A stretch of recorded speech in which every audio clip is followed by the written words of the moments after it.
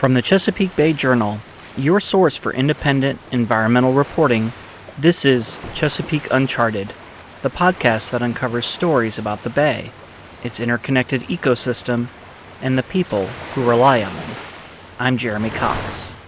On today's episode, under the circumstances that the rain is continuing to fall and we're having the very rapid rise of almost a foot an hour or better in the river, it's my best estimate that Milton may see the worst flood that it has ever experienced. It was the morning of Thursday, June 22nd, 1972.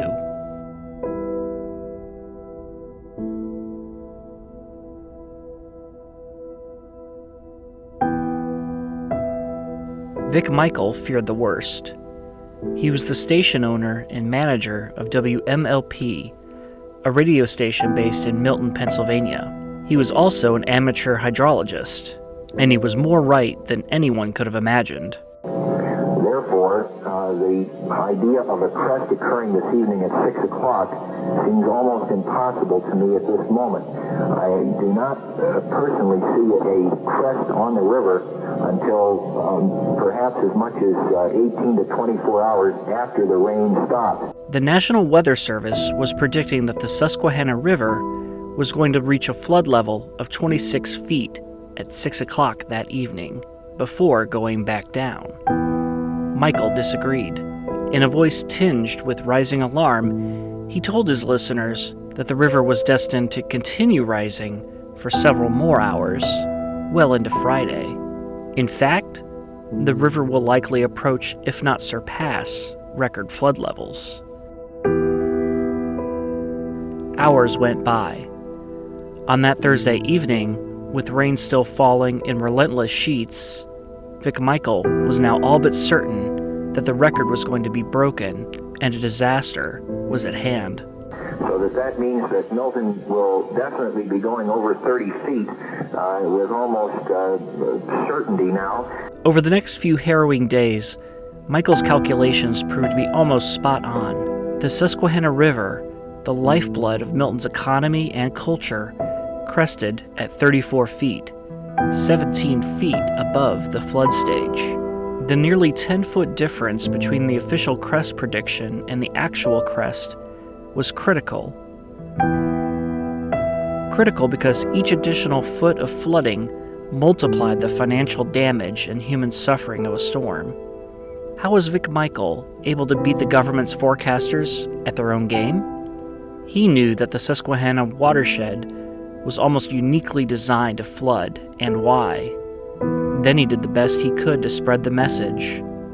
In these archival recordings, you can hear Michael grapple in real time with the enormity of the disaster. The late reports that I have here now is that all of the towns along the river are virtually isolated now, and things are becoming more serious by the minute. I hope that everyone will take this to heart and take whatever precautions are necessary so that we can avoid as much loss of life as possible. This was like no other storm that central Pennsylvania had ever seen. No other storm that the Chesapeake Bay watershed had ever seen. And no other storm that the United States had ever seen. Tropical Storm Agnes was the storm that shocked America. On this, our second season of Chesapeake Uncharted, we're taking stock of Agnes. This year marks the storm's 50th anniversary. That's reason enough to look back. But as I quickly learned in my reporting of this story, the effects of Agnes are still with us. With each episode, I'll show you how, 50 years after its winds died down and the floodwaters receded, we're still living in the world Agnes created. People still live with the emotional scars. Communities, from Virginia up to New York, still bear physical scars. And the Chesapeake Bay still bears environmental scars. We'll talk about why this still matters today and for our future. On this episode, we revisit the storm itself. Agnes was the worst natural disaster in America up to that point and would remain atop that pedestal for another 20 years before Hurricane Andrew finally blew it off. The storm carved a path of destruction from the Florida Panhandle to New England leaving 122 people dead and causing $22 billion in damage in today's dollars. Agnes struck Florida as a hurricane. It might have receded into history, but it gained a second life. As it swirled toward the mid-Atlantic, Agnes merged with a low-pressure system, much the way Superstorm Sandy would 40 years later. Central Pennsylvania, as far from the tropics as just about anywhere, would nonetheless bear the brunt of this tropical storm. We'll talk about what happened next, after this short break.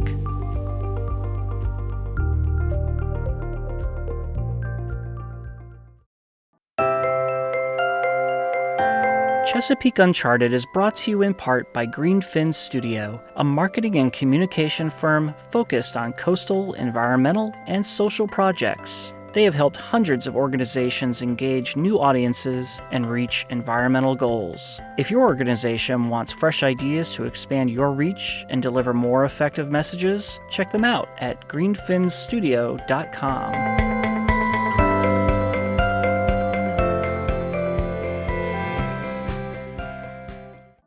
Welcome back. On today's episode of Chesapeake Uncharted, we're examining how Tropical Storm Agnes was able to devastate central Pennsylvania. This will be different from most stories that you hear about hurricanes or tropical storms. I know because I've been telling these stories for years. As a reporter in Florida in the 2000s, I covered several hurricanes, and I can tell you there are three main threats you have to worry about. The first two by far get the most media attention: wind and storm surge. This makes sense because both lead to catastrophic losses of property and life.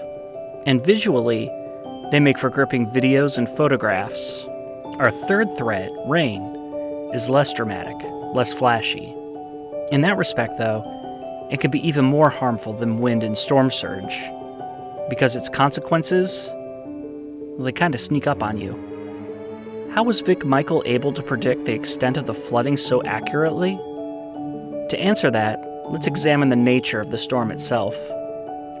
With Agnes, there was no storm surge. This happened in central Pennsylvania, miles from any coastline, and its winds were only maybe 45 miles per hour. Its primary weapon was rain, and lots of it. Agnes brought more rain than any other single event up to its time in American history. It was calculated to be about 28 trillion gallons of water because it was so much rain over such a widespread area. This is Gary Letcher, who was a University of Maryland student studying geology at the time of Agnes. He practiced environmental law in the D.C. area for years, and now, in retirement, has written a book about Agnes called Bold Forecast. He can recite the minutest of details about the storm as if he was telling you what he had for breakfast that morning. In terms of inches of rain, widespread areas of a foot or more of rain. Most of eastern Pennsylvania, Maryland, had up to 15 inches. In the Westminster area, Hagerstown area, Virginia had up to 12 inches. North Carolina, more than 10 inches. The maximum was 18.2 inches at the Mahatango Research Station in the mountains just to the east of Harrisburg. All that rain has to go somewhere. A watershed is like a funnel. At its top, the widest part, you have countless ditches and streams. As you move lower, farther downstream, those smaller water bodies empty into creeks or rivers, which are fewer in number. This entire area being drained spreads across 28,000 square miles, an area a little larger than the state of West Virginia. And when you finally get to the bottom of the funnel, all those waterways only have one place left to go: the Susquehanna River. What happened during Agnes is the same as what happens when you pour water into a funnel faster than it can escape out the bottom. It overflows. Or maybe you would prefer Letcher's comparison. A slug of water is the exact way to put it. I call it a surge with a slug of water. It's like a rat going through a snake almost. We're going to be focusing on central Pennsylvania here for this episode because it was the epicenter of the worst flooding. But let's not forget the larger context. Agnes was a big storm, geographically speaking, and that fact hampered the recovery and forced the nation to rethink the way it responded to weather disasters, according to Andrew Stoll. He's an environmental studies professor at Bucknell University in Lewisburg, Pennsylvania, who has extensively studied Agnes's impacts. So what made Agnes so bad? It wasn't a very windy hurricane or tropical system.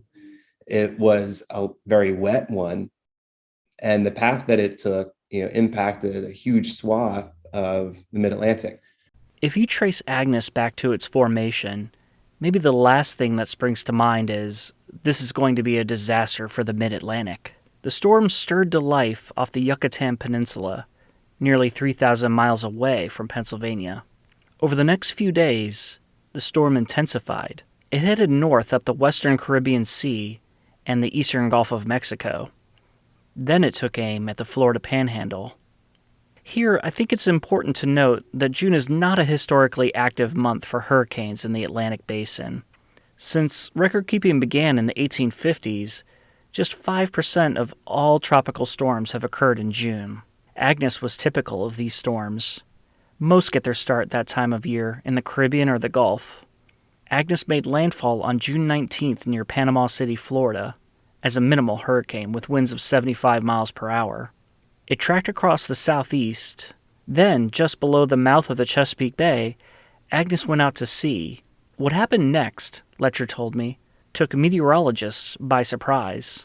It came back up along Delmarva, and then it got pulled directly west, this core of it right over Manhattan, and over Pennsylvania, westward over Pennsylvania. And the Weather Service was surprised. What happened, Stoll said, was that just as Agnes was heading out to sea, it joined forces with a weather system in its path and quickly re-strengthened.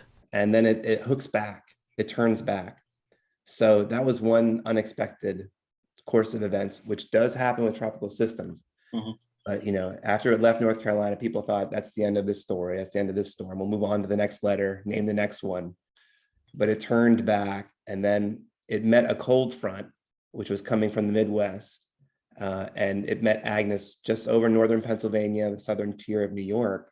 And that cold front, meteorologists tell me, it slows down tropical systems. It forces them to stall and sit in place, and actually also to dump out all their water. And so because of that other system combined with Agnes and the particular location where it stalled, that's the reason why north central Pennsylvania had so much rain from this event, between 10 and 19 inches of rain in 2 days. For that part of Pennsylvania, that's half a year's worth of rain delivered in just 2 days. And that was on top of an already super wet spring. We're all familiar with the expression, when it rains, it pours. Well, by June of that year, Pennsylvania already had seen plenty of rain, up to 4 inches in some areas during May alone, and now it was pouring. Milton, home to WMLP, was right in the middle of it.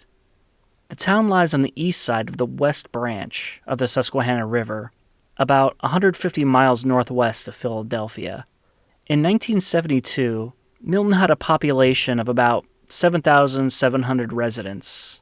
The community had been a manufacturing hub, home to steel mills and a big railroad car maker. It also was the site of the first Chef Boyardee canning plant.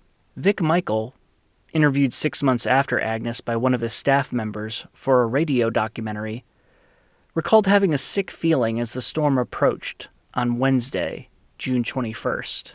I'll tell you the truth, I really had a feeling of apprehension about the situation.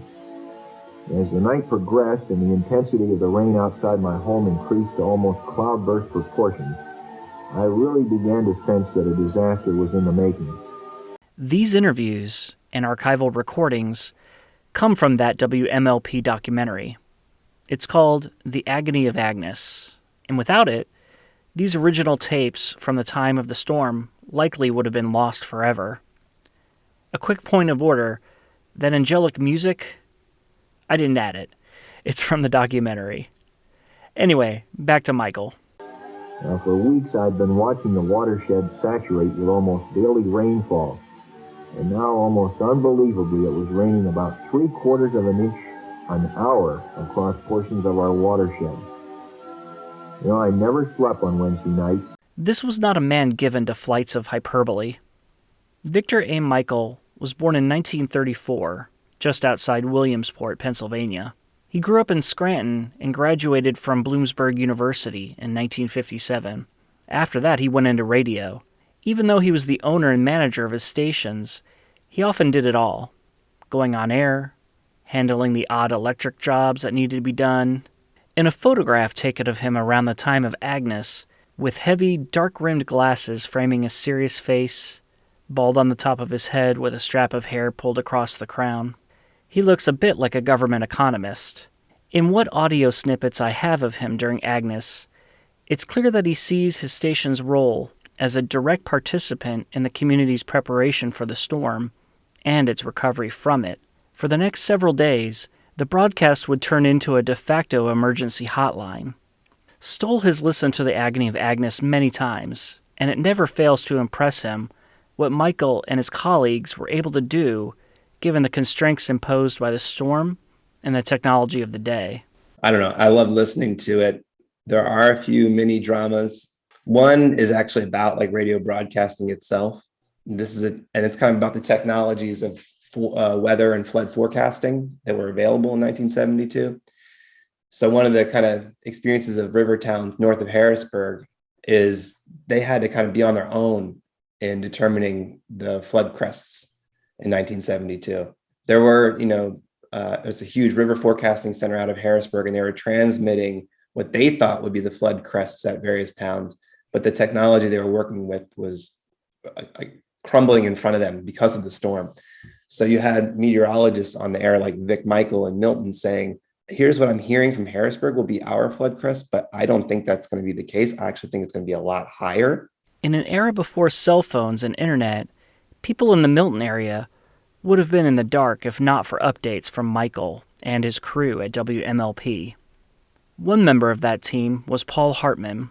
We do not have a television station in our immediate area, so Milton didn't have the advantage of having a television station in our backyard. WMLP was normally a top 40 station, but during Agnes, Hartman and his colleagues went on the air and stayed on the air, relaying information about river crest levels, missing persons, road closures, rainfall totals, sometimes even directing supplies and manpower to where they were needed most. That family that was trapped down at the Bucknell View Trailer Court had not yet been evacuated, and they were sitting on the roof of their mobile home. The water was up to the roof of the mobile home down at the Bucknell View Mobile Home Court, and the people still had not been evacuated. And if anyone out there has a boat that they could get down there and get those people, they are on the roof.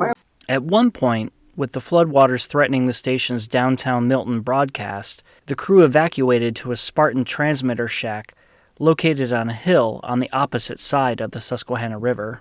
This clip begins with Hartman narrating in the documentary. Suddenly, the WMLP studios in downtown Milton are without electricity.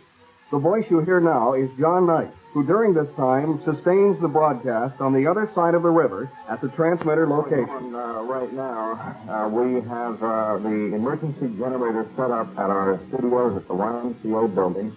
Due to a power failure in Milton, we've got everything back in operation now except our control board. Hartman still lives in Lewisburg, just a couple miles downriver from Milton. And that's where our interview was, on his back porch, surrounded by Pittsburgh Pirates memorabilia. We didn't have a record player, we didn't have records, we didn't have a news machine, we didn't have access. All we had were people calling in. How do you fill all that time?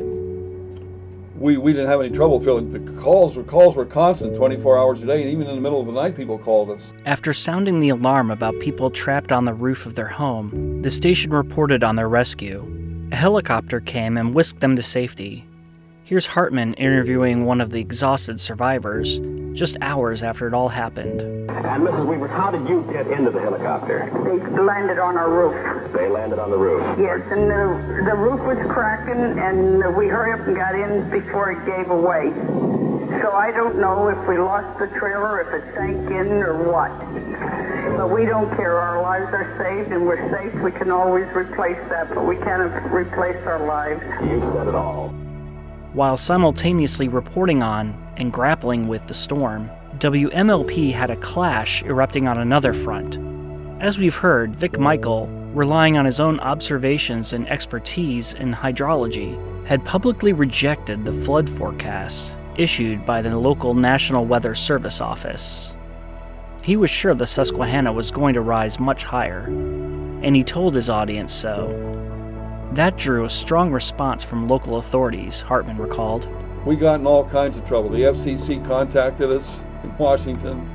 The Milton Police Chief, the Milton Borough Council President, officials in the immediate area said, why are you guys scaring the daylights out of people, telling people that it's going to be worse than what the National Flood Forecasting Service is predicting? Andrew Stoll again. And then he was getting phone calls from people being like, you're scaring folk. Why are you scaring people? Why are you alarming people this way? This is really irresponsible. Turns out he was right. Milton crested at 35.1 feet, the highest, still number one in Milton. And people did not evacuate because they were trusting Harrisburg's predictions versus Vic Michael's. But some people did heed Michael's warnings, and were glad they did. My name is Ray Leeser. I'm 82. At the time of the flood, I was 32. His father opened a shoe repair business in downtown Milton in 1940 and ran it until his death in 1966. Leeser and his younger brother John took over after that and decided to get into the business of selling new shoes instead of just fixing them. So that means if the store flooded, thousands of shoes and all their equipment would be ruined, and by extension, they'd be ruined. As Agnes ratcheted up the height of the Susquehanna, Ray and John followed its progress. Every hour, they checked the latest prediction at Milton's town hall, and they visited the river gauge on the outskirts of town. They weren't satisfied with what they were hearing from officials, so they paid a visit to Vic Michael in person. We went up to the radio station, I think it was at nighttime, and we talked to Victor, and he told us, he said, boys, he said, they're laughing at me, they're ridiculing me. He said, people are making fun of me. He said, I truly believe that we're going to be a record-breaking flood. WMLP was a small AM station, but they had kept up. We had people did a good job with the news, the weather, but we had listened to the weather for years on that station and knew the majority of the time that he was right. Mm-hmm. After conferring with another amateur forecaster who agreed with Michael's prediction, the Leeser brothers made their call. They were going to empty the store. They recruited some help and loaded 5,000 pairs of shoes into a tractor trailer as the rain continued to fall. Reminiscing about that day all these years later, Ray Leeser and his wife Dottie are still astonished by the passers-by who taunted them for packing up. But as we were moving out, we were really ridiculed. Yeah, people were walking by the store. Laughing at us. They were laughing at us, pointing. All the time we were walking out the front door carrying cartons with anywhere These are from... merchants I'm talking about, not just town people. Merchants. Yeah. Did you have second thoughts? Like, well, maybe these people are right? You're shaking your head, I don't Dottie. think we did. We just, common sense told us from prior experiences with the river that it did not take much to bring the river up. I mean, it's unbelievable that where the river lays now, that we could get 7 foot of water in the store on the first floor, but it happened. 7 feet of water in their store. After the storm passed, the Leesers had a lot of work to do, tearing up the soggy carpet and shoveling out the mud. But within a week, they were back in business. And in fact, Leeser's shoe store remains in business in the same location at 18 Broadway Street. Their daughter is in charge now. If not for the right forecast, the store probably wouldn't have survived Agnes, Ray admitted. If we weren't able to save our inventory and our repair equipment, we'd have had to go out of business because we were in debt to the bank for the equipment and in debt to shoe companies. It wasn't covered by any insurance? No. How did Vic Michael know that the Weather Service forecast was going to come up short? We'll talk about that after the break.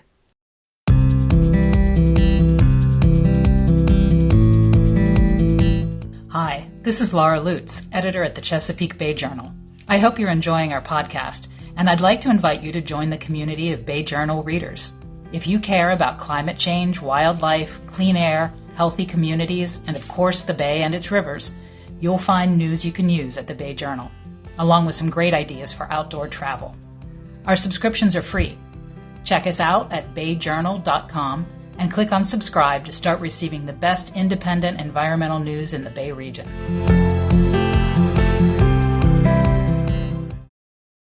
Hello again. On this episode of Chesapeake Uncharted, we're wading into a 50-year-old controversy over how much the Susquehanna River would flood during the remnants of Tropical Storm Agnes. First, let's recap. The National Weather Service predicted on the morning of June 22nd that the Susquehanna would crest at about 25 feet in the Milton area at 6 o'clock that evening. If that forecast had held true, that would have been destructive, but maybe not the worst that could happen.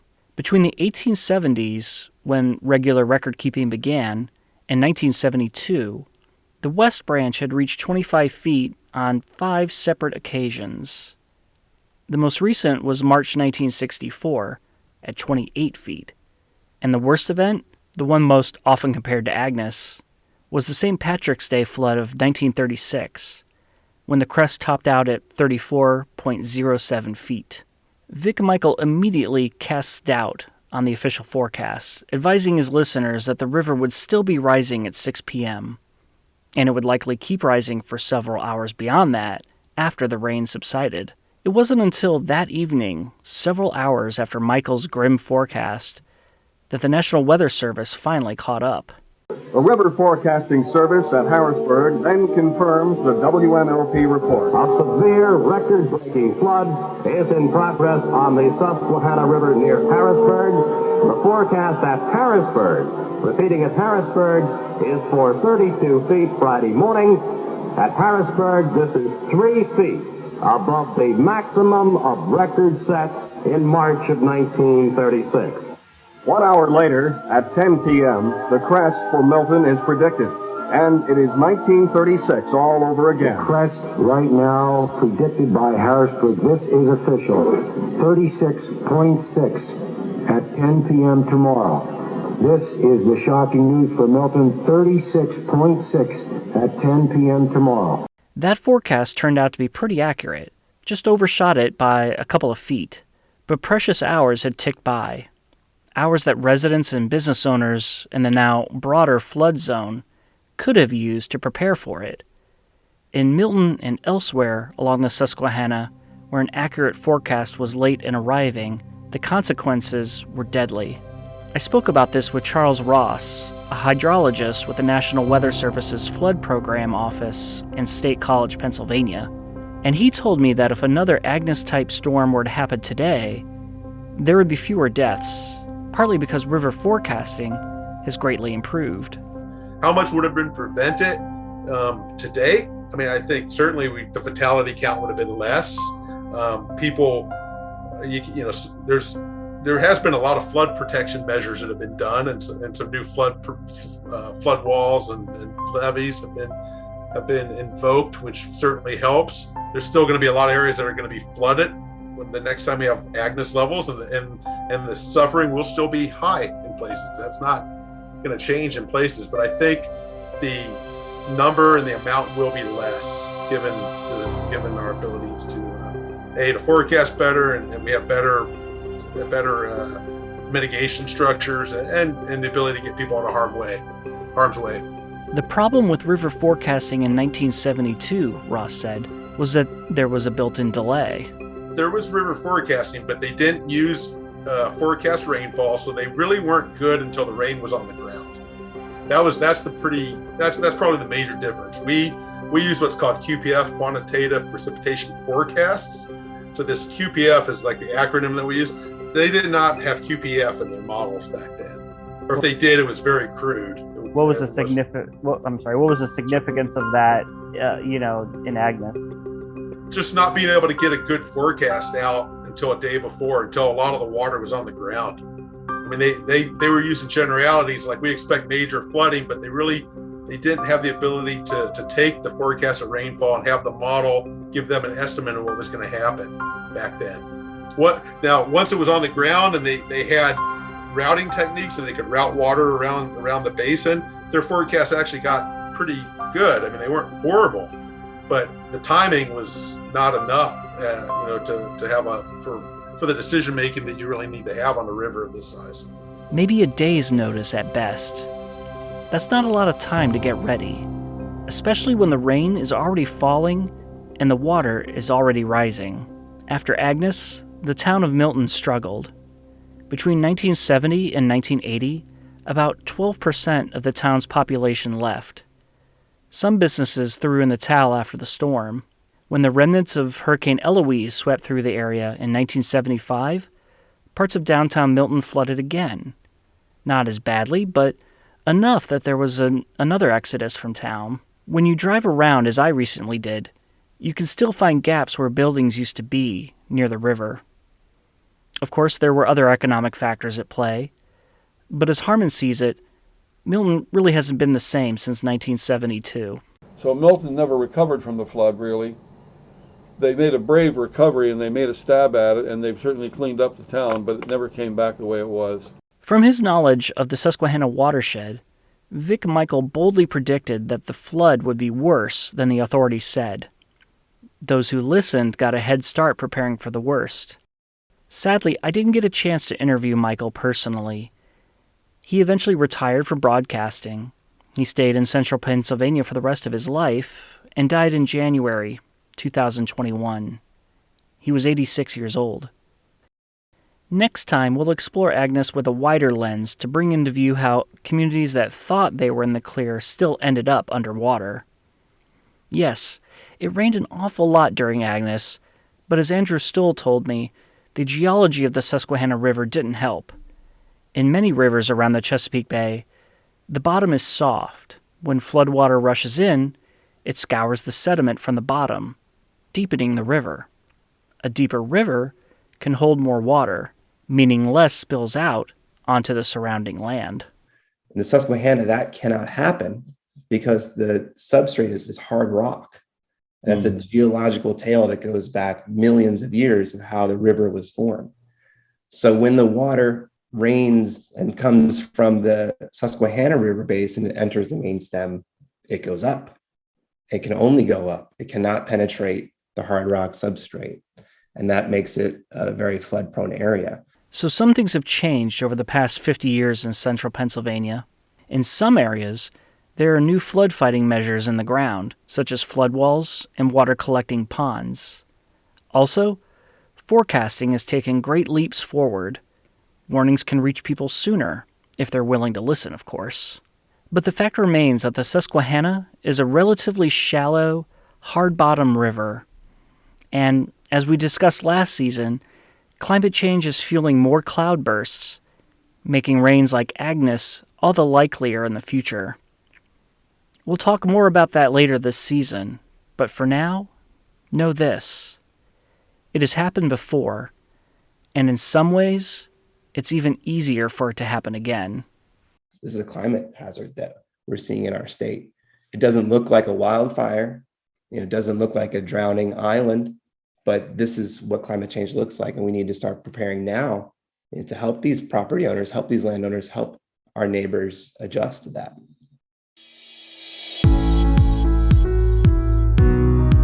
Greenfin Studio combines creative design, strategic marketing, and scientific expertise to deliver for our clients. Visit greenfinstudio.com to view their portfolio and ask them how they can help you. Chesapeake Uncharted is brought to you by the Bay Journal, your source for independent environmental news in the Chesapeake region. Production for this episode was by me, Jeremy Cox. The story was edited by Laura Lutz. Our marketing and advertising director is Jackie Kane. You can find more episodes of Chesapeake Uncharted on your favorite streaming service or at ChesapeakeUncharted.com. If you like what you're hearing, sign up for a free Bay Journal news subscription at BayJournal.com. Until next time, this has been Jeremy Cox. Take care.